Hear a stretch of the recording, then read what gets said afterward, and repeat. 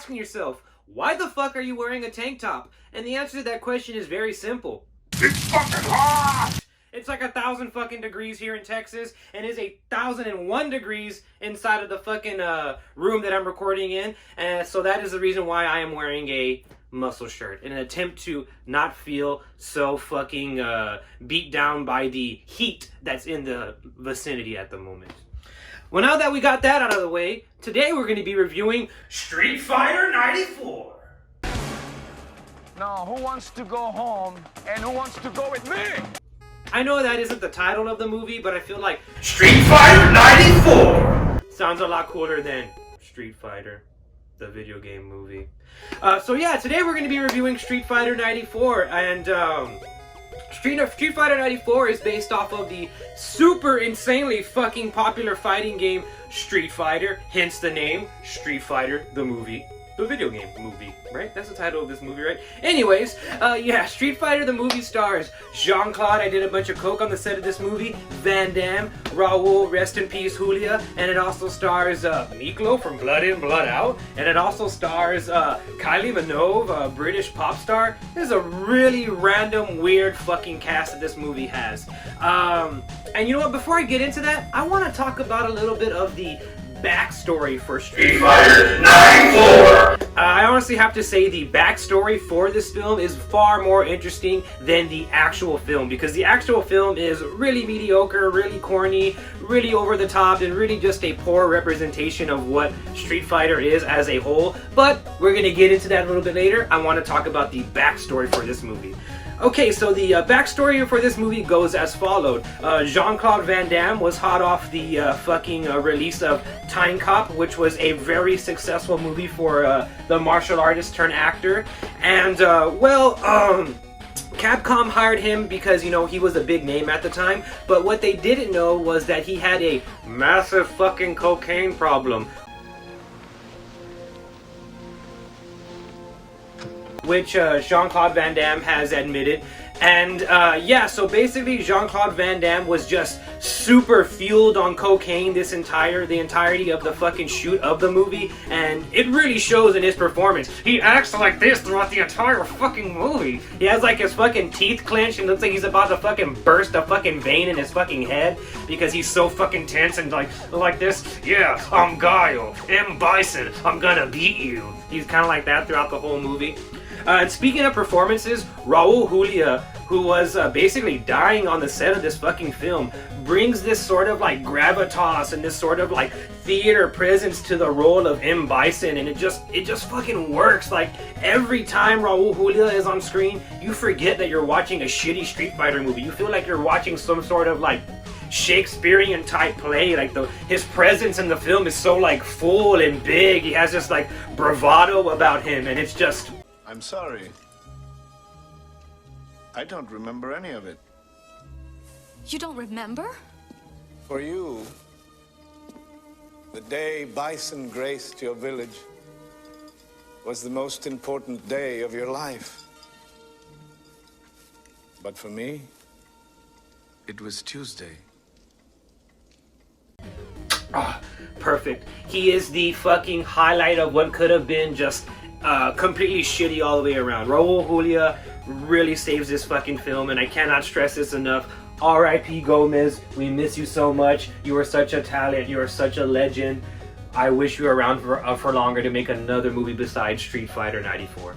But yeah, other than that, everybody in the film just acts really fucking badly because, well, it really wasn't their fault. The director right here, I think his name is Steve Souza, basically was just like ripping pages out of the script and being like, oh, I gotta keep up with the schedule that this film has. And so in an attempt to fucking do that, he would rip pages out of the script and just tell the actors, hey, you're doing this, that, and the other thing. And they were kind of just like, well, I read that we were doing this other thing. And he's like, nope, we're not doing that anymore. I had to tear that out of the script because we didn't have enough time, we didn't have enough money, and we're already behind schedule, so just fucking do this. The actor that played Taoism, this Indian actor right here, basically was quoted as saying that he just stopped thinking throughout the film. Like, he stopped thinking midway through the film and was just kind of like, I'm gonna do whatever they ask me to do. I'm not even gonna fucking question it. I'm literally just gonna turn my brain off and just do as I'm told. Because he just stopped trying to make sense of the fucking movie, because at that point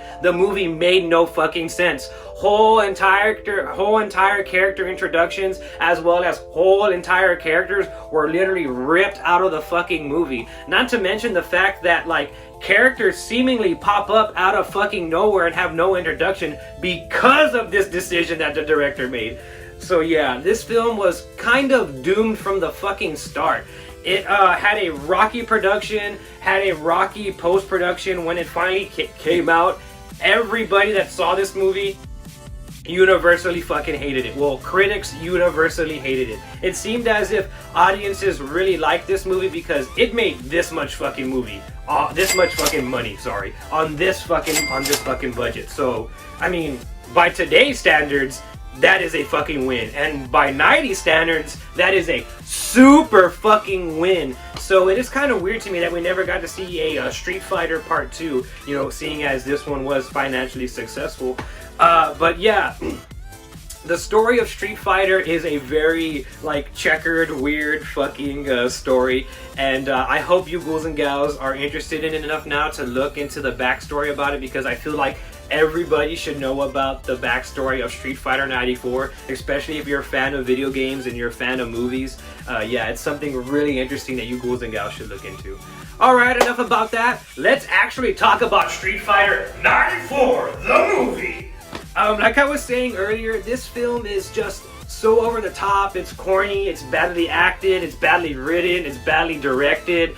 The special effects in the film make it look like if it cost like $100,000 to fucking make this film, when we just learned it cost this much to make the film, and it looks like it was made with this much fucking money. Yeah, the film looks like it was filmed at a flea market at like on Sunday. Whenever everybody left from the flea market, they're like, let's clean up all the tables and let's film Street Fighter 94.